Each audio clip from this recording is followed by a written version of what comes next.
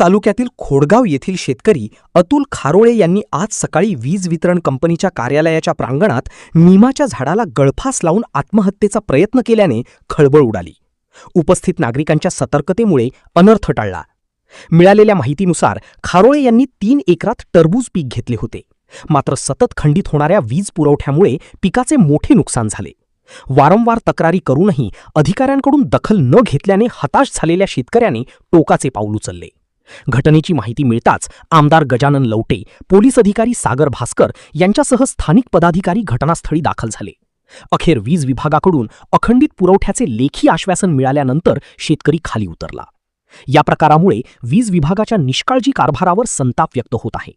याविषयी तुम्हाला काय वाटते नक्की कमेंट बॉक्समध्ये लिहून कळवा.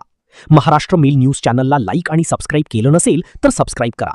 मूर्तिजापूरवरून संतोष मानेसह महाराष्ट्र मेल ब्युरो रिपोर्ट.